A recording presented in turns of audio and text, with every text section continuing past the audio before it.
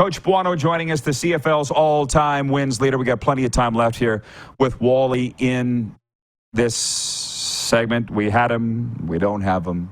How about you tell me when he's ready to go? All right. You had a phone. Thank you, Wally. Happy Monday, Wally. How you doing, Coach? I'm doing good. Good morning, guys. Sorry about the confusion. I thought it was going to be at 10, and I was on a call. One of the volunteers that we were very close with just passed away in Mexico, and we were just trying to find out about his,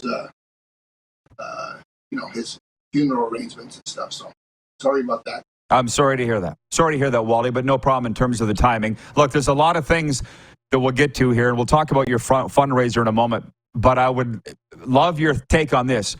Mike McDaniel, the Dolphins coach yesterday, takes a knee on the last possession to end it at 70 points. They kicked the field goal. They set an NFL record with 73. And after he was booed by his own fans for not going after the NFL record, it ended up being a franchise record. How do you feel about that? He said afterwards, I'm not here to set records. We'd already embarrassed them. How do you feel about Coach McDaniel? What would you have done? Well, you know what?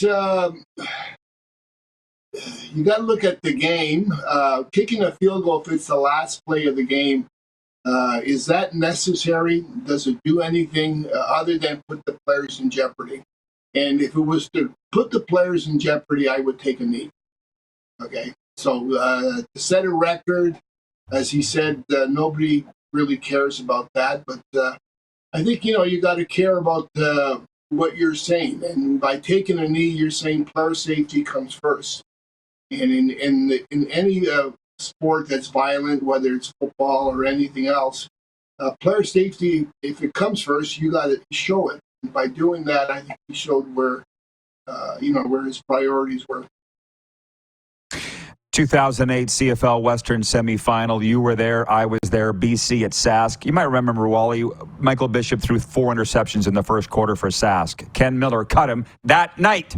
You guys took a knee on the last possession. You were you weren't rubbing it in the Riders. You didn't want to rub it into the Riders. Was that a player safety thing or was that a humility thing? Because I remember you saying, just put it in the end zone, Wally.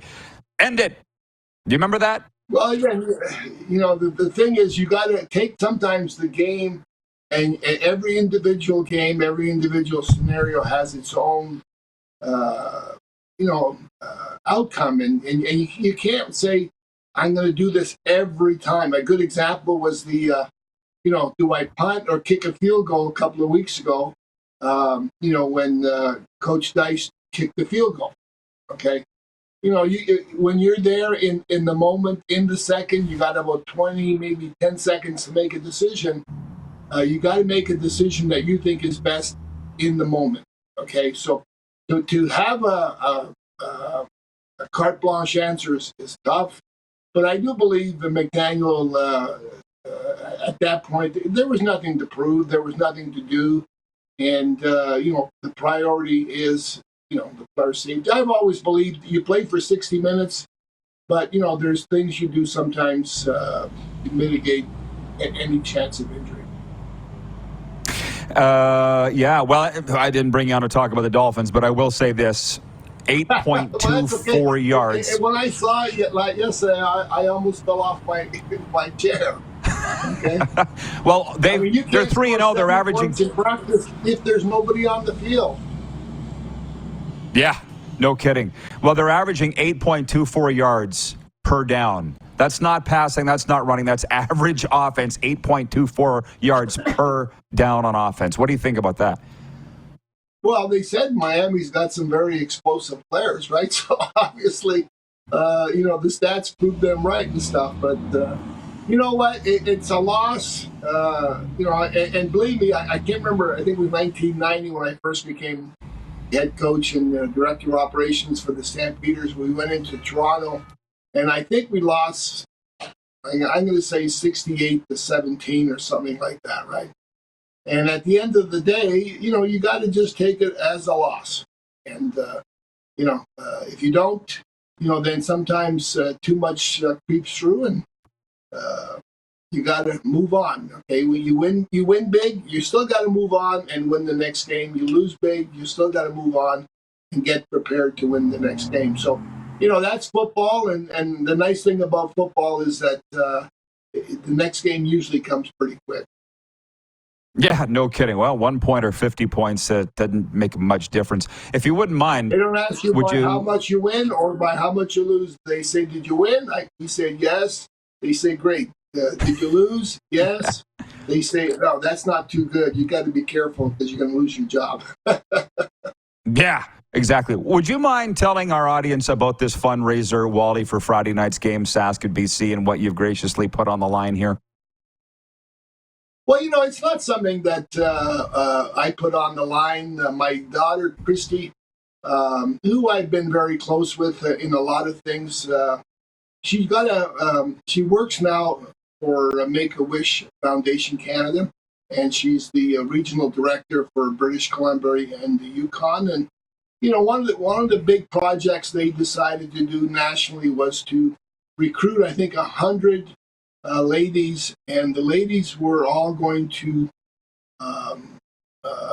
try to generate enough revenues to grant the child a wish. So, because of COVID, there's 4,000 kids right today waiting, to be granted a wish. I think in British Columbia, there's over 800 kids. So when Christy approached me about doing this, I said, Chris, anything I could do to help. That's what I think my purpose is, being retired. So she said, how about if we do an auction or whatever they want to call it, to where you and I sit in the stands, we host two fans, and they pay for the privilege, I guess, of sitting with us. And I said, yeah, Chris, anything I can do to help would be great. So, they did the campaign, and the nice thing about it is I think we raised almost enough to give a wish. But also WestJet, I think, donated 2 tickets where they fly.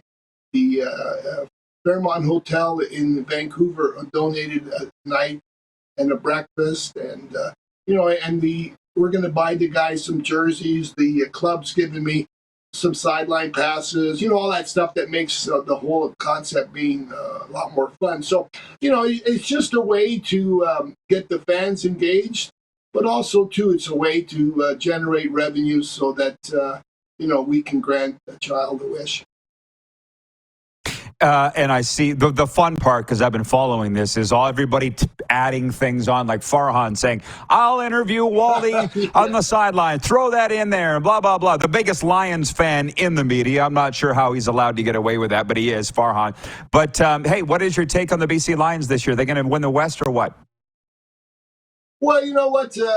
When you look at the league, obviously right now there's the top 3 teams, which is Toronto, BC, and Winnipeg, and and the other clubs, whether it's injuries or whatever, has struggled a little bit. So once the playoffs start, don't be fooled that anybody can win. But they got a very, very exciting football club.